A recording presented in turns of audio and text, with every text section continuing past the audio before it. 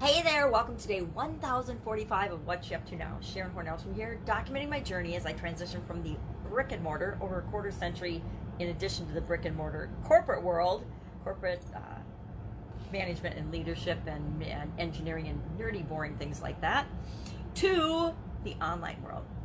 After my divorce, which yesterday would have been my 29th anniversary, after my divorce, I had the opportunity in 2017 to divest myself of all the previous businesses I'd done and things that I'd done with my ex-husband and get into a new area. I was too old to want to go back to starting a new business from scratch offline, but I'd always been curious about the internet. So I thought, this is my opportunity to do something online. So I was too old to want to go back and do all that, but not old enough or tired enough to retire and throw in the towel yet. So I decided, what am I going to do? What would be fun? What am I curious about? What have I been curious about?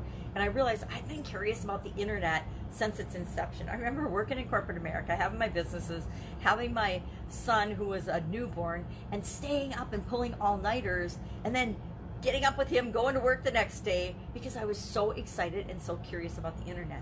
Well, that was when it was in its infancy, and there wasn't really much that lay people could do on the internet. It was hard and cumbersome to do different things. And now technology has come so far and it's so easy to do that over the years I became more and more intrigued and dabbled with little things, but never really had the time and energy to devote to exploring what would be possible in the internet world, the online world. And so in 2017, I had the opportunity to make that leap, and it was a 100% leap, and start learning and growing and dabbling and figuring things out, what worked, what didn't.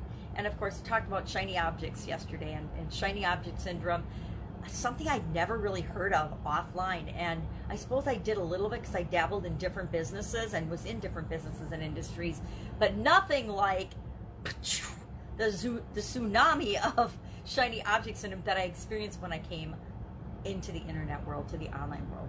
And I am sad to say I did go down some paths that were just not right for me. I spent a lot of time figuring out different modalities and technologies and things online, thinking I had to figure it out all myself. There's this belief for some reason when we go online that we have to figure out way more ourselves, and if we can get over that quickly and realize that there's only a few things we personally need to do and lead and figure out, and then we do the things that we love to do, we don't get pulled into figuring out all the nerdy, detailed engineering, technological aspects of everything. Now, some people love that and are awesome at that, and that will be what they create their online life about. Me, not so much. I've learned and I've struggled through, and it's been lots of pain and struggling to figure out some of the things I've learned to do online, and I'm grateful and glad that I've done that. But now, when I realized that I didn't have to do it all myself, I could just hire and team build and put pieces together to get all of the things I want to get done, but I don't have to physically do them myself. Now, if I'm really honest with myself, I will admit that I did the same thing in the offline world. I did far too many things myself once I left corporate America than I ever had to. And that put a cap on some of my businesses and some of the things that I did offline. There are other factors in that as well, but if I'm really honest, I was the biggest problem in any business and any situation I've ever been in. It's always been, and I'm not saying it was always my 100% fault, but I was the biggest problem and deterrent to myself expanding and growing and figuring out and becoming whatever I wanted to become. And the same is true online. And I guess it took me a while to figure that out as well. So now I work on the things that I'm interested in, the things in the areas I want to do and want to contribute. And I've taken all the stuff that I've learned and I make it my own, and I do it and share it in the way that feels consistent with me, my core values, who I really am. For example, I do a lot of challenges. I've done challenges literally for decades, not just the last 5 years or how many ever years people have been doing, probably less than that. The last year for sure, the last 2 years, the people have been doing online challenges as a marketing tool to build their business. I've been doing them since, I don't even remember when I did my first challenge, but I've been doing them offline for a long time, and then I moved online. I did them in a blog, geez, I want to say 10 years ago, I was doing stress challenges on my blog. Why? Because I was freaking stressed out. I was running around like a chicken with my head cut off, literally sprinting through my life. If I was a sprinter and could run, I would have been considered sprinting through my life. And guess what? I wasn't very happy. I was extremely dull. Our idiom today was all work and no play makes Jack a dull boy, or Jill or Jane or whatever makes Sharon a dull girl or dull woman. Everybody people will tell you online and offline that you need to hustle and grind and just really struggle and sacrifice and face loneliness and all these other things in order to create and build a successful business, either online or offline. And it is a 100% lie. Is work and energy and effort required? Yes. But if I'm making a choice to work and do something, then I'm not sacrificing everything that I say no to. That is just a thing that people tell you to get you to do what they want. If you're sacrificing something, if it truly feels like a sacrifice, then probably the thing that you're doing isn't the right thing for you. Because it's like love. Love shouldn't ever be painful, right? Love shouldn't ever hurt. I don't know who made this crap up, but it's ridiculous. We do not live in a scarce universe. There is plenty for everyone to go around, no matter what it is that you want to do or be or have. Now, there's a difference between wanting to be a greedy trillionaire who just hoards things and wanting to make the world a better place. And you get to decide, though, if what you want to be. There's room for whoever wants to be a trillionaire to put forth the effort and the work required and create something in the world that adds $1 trillion worth of value. And when you have something that is $1 trillion of value to other people, you'll be a trillionaire. The vast majority of people in the universe or world are never going to want to put forth enough effort to be a millionaire, much less a billion or a trillion or a gazillionaire, because that's not what drives them. That's not what's important to them. So dull. Are we dull? All work and no play. Until I was 50, I was pretty much a dull gal. I mean, until I actually had a huge health stop and had to really reevaluate my entire life. I did it on a small scale basis, but it was really evaluating everything around work and businesses and finances. And although I swore my family was my most important top priority, I continually chose work over them. And that, I mean, I look back at that now and I'm kind of ashamed of it, because it's not what I wanted to be doing. It didn't even feel good at the time, much less does it feel good talking about it now. So we need to remember, and I actually do this now, I actually schedule in break time, planning time, downtime, meditation, exercise, something for each area and aspect of my life on a regular basis so that it doesn't get neglected. So I don't be singularly focused, or what it feels like 90% of my energy and emphasis is on one area or aspect of my life and all the others are being neglected. So dull.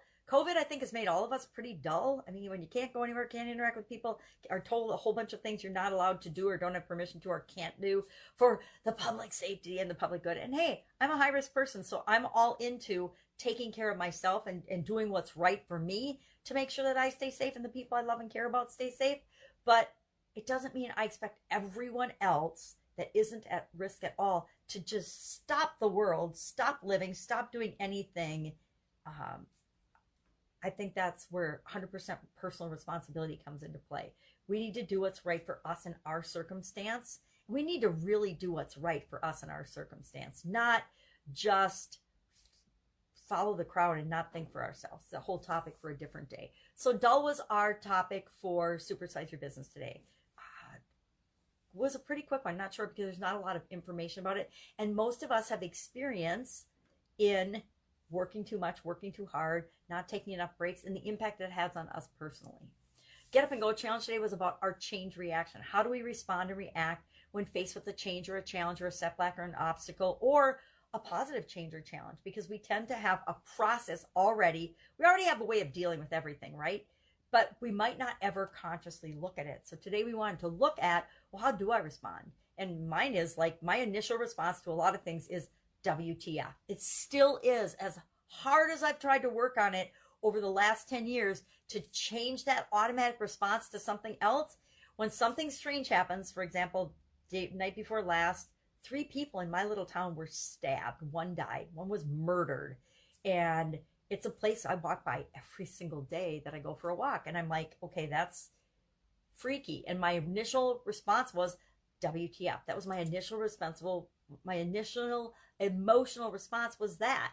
And then since I practiced it this year, I immediately go into the SOAP framework, which is what I'm teaching people in the Get Up and Go challenge, so that subconsciously it's installed. So WF might still happen, or oh my God, that's terrible, or what happened, or what does this mean? Why did this happen to me? Why is this happening here? How will this impact me? I immediately go into the SOAP framework and the problem solving mode of that, then even if I ask that initial WTF question. Now, I try to make WTF not be my initial response and question, but sometimes when crazy things like this happen, when crazy things like COVID happen, it's just what comes up for me. It's my go-to question. And so I want to make sure that I don't stay there, though. If I stay in the WTF mode, I am not going to get the results that I want, because I'm not going to be in a very good frame of reacting to a change or a challenge if that is what the position that I'm coming from as I start problem solving. Fun challenge today was about 5 places that you like to travel or are fun to travel. I shared 5 places where I've been and that I had fun at, but you could just say, and I left it open so that people in the challenge could do whatever they want, either 5 places they've been to or 5 places they would love to travel to and go to. After COVID, of course, we're not traveling and going all around the world during COVID. That would be kind of silly and irresponsible of us. At least those of us with health challenges, that would be silly and irresponsible of us.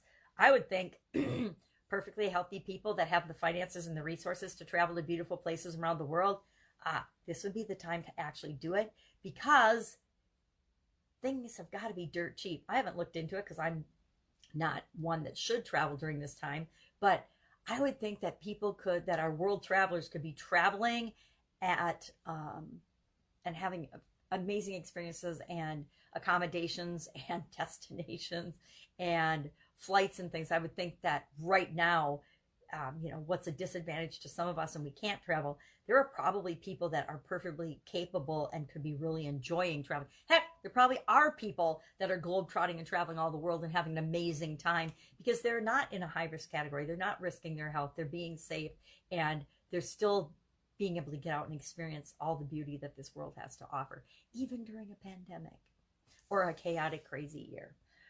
So that's what I am working on, the 3 daily pieces of content that I do. And then I'm slowly working on the Challenge Summit. I need to actually follow my own process and my own teaching and just map it out and follow the framework. I created a framework for how to do challenges. It was a 10-day course that I did for Funnel Kitchen. I did it for Amanda and Funnel Kitchen. Geez, maybe 2 years ago now, probably 2 years ago now. Man, time flies when you're in a COVID situation. So I might tap into that and look at that and say, hey, I should be doing this myself, which I am doing, but I'm doing it on a less conscious level than I want to be. I need to really map it out and get going on it and start putting some of the pieces together. All right, that's all I've got. If I can help you in any way, hit me up in the comments below. Otherwise, I'll be with you tomorrow to actually update and fill in on what I'm doing now, what's working, what's not working, and how to go. Online world is on fire right now for people and for businesses, because so many businesses are in a position where they need to add an online component. I've been preaching this at least since before 2017 when I came online, but especially since 2017. You need to have an online component. You need to have a remote component to absolutely any business that you have, so that things like COVID-19 don't sever your income and your ability to provide for yourself and those you love and care about. All right, have an awesome day. I'll be with you tomorrow.